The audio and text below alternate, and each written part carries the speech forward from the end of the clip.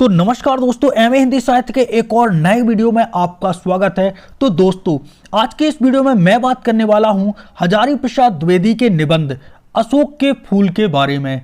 जहां दोस्तों ये निबंध काफ़ी प्रचलित निबंध है और दोस्तों आपके एमए हिंदी साहित्य के एग्जाम जिसका नाम है हिंदी निबंध तथा गद्य की अन्य विधाएं, इसके सिलेबस में भी ये निबंध मौजूद है। तो आपके एग्जाम की दृष्टि से भी ये काफ़ी इंपोर्टेंट प्रश्न होने वाला है। तो दोस्तों आइए वीडियो को स्टार्ट करते हैं, जानते हैं इस प्रश्न का उत्तर। तो दोस्तों सबसे पहले बात करते हैं निबंध की प्रस्तावना के बारे में। निबंध की प्रस्तावना में हजारी प्रसाद द्विवेदी भारतीय संस्कृति के प्रतीकों और उनकी महत्वता पर चर्चा करते हैं। यानी कि दोस्तों सबसे पहले तो जो हजारी प्रसाद द्विवेदी जी हैं वह भारतीय जो संस्कृति है उसके प्रतीकों और उनकी जो महत्वता है उन पर एक विश्लेषण रूप में, एक अच्छे तार्किक रूप में चर्चा करते हैं। अशोक के फूल को लेखक ने सांस्कृतिक और मानवीय मूल्यों का प्रतीक माना है। तो ये बात भी आपको याद कर लेनी है। जो अशोक के फूल हैं, यानी कि अशोक एक वृक्ष है और उसके जो फूल हैं उनको लेखक ने सांस्कृतिक यानी कि हमारी संस्कृति और मानवीय मूल्यों का प्रतीक माना है।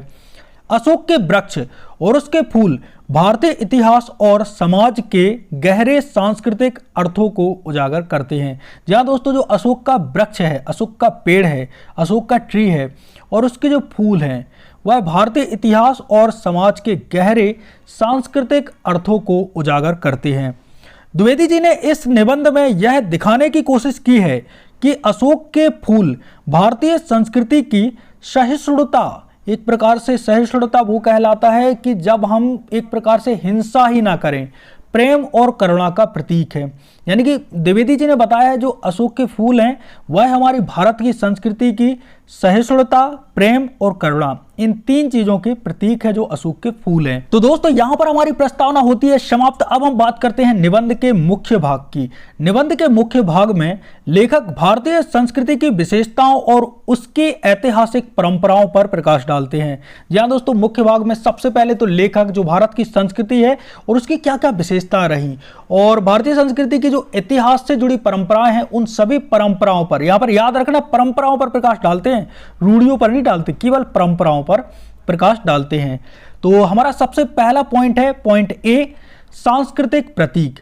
अशोक का फूल केवल एक फूल नहीं है बल्कि वह एक सजीव प्रतीक है, एक प्रकार से जीवित प्रतीक है जो भारतीय जो सभ्यता है उसकी गहरी संवेदनशीलता और उसकी महानता का प्रतिनिधित्व करता है। तो ये बात आपको याद रख लेनी है। जो अशोक का फूल है इस निबंध में वह फूल मात्र नहीं है, वह एक सजीव प्रतीक है जो भारतीय सभ्यता की गहरी संवेदनशीलता और उसकी महानता का प्रतिनिधित्व करता है। तो यह आपसे ऑब्जेक्ट में भी पूछ लिया गया था लास्ट ईयर कि मतलब भारतीय सभ्यता की गहरी संवेदनशीलता और उसकी महानता का प्रतिनिधित्व इनमें से कौन करता है। तो उसमें आप लोगों को टिक करना था अशोक का फूल, लेकिन बहुत से लोगों ने पढ़ा ही नहीं था तो वो करे आए थे अलाना फलाना। ठीक है, तो मतलब एक बार पढ़ जरूर लेना, कुछ भी हो पेपर से पहले पढ़ना जरूरी है। तो दोस्तों अब बात करते हैं पॉइंट बी, सहिष्णुता और करुणा। लेखक इस बात को रेखांकित करते हैं कि भारतीय संस्कृति का मूल तत्व सहिष्णुता और करुणा होना चाहिए। जहाँ दोस्तों ये दोनों ही भाव लेखक इस निबंध के माध्यम से मनुष्य के इन दोनों भावों को उजागर करना चाहते हैं।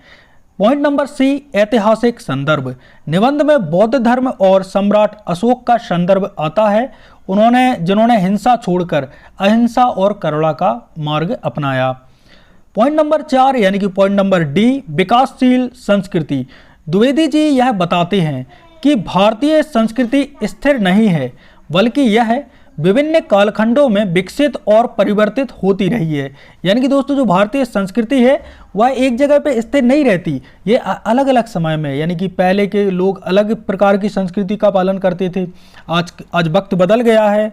तो इस प्रकार से अलग अलग विभिन्न कालखंडों में विकसित और परिवर्तित भी भारतीय संस्कृति होती रही है, मतलब होती रहती है। तो इसी का वर्णन लेखक ने अशोक के फूल निबंध में किया है। तो दोस्तों अब बात करते हैं हमारे निष्कर्ष की। निबंध का निष्कर्ष भारतीय संस्कृति के सार्वभौमिकता और उसकी मानवीयता को रेखांकित करता है।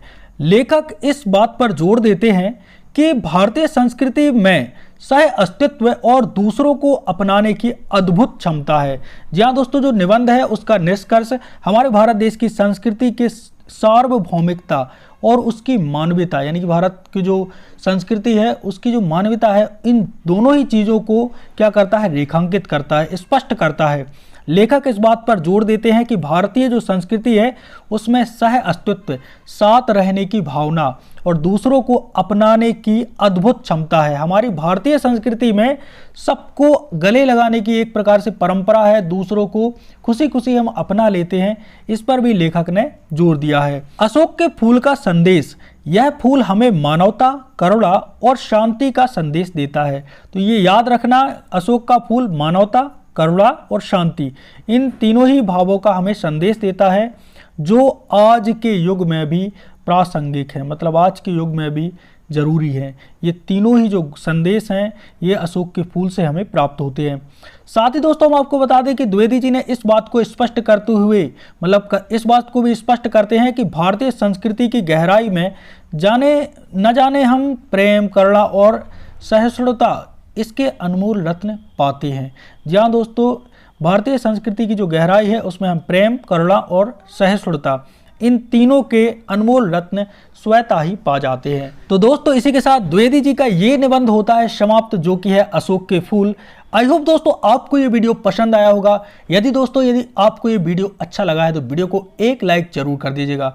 मिलते हैं एक और नए वीडियो के साथ, तब तक के लिए जय सिया राम।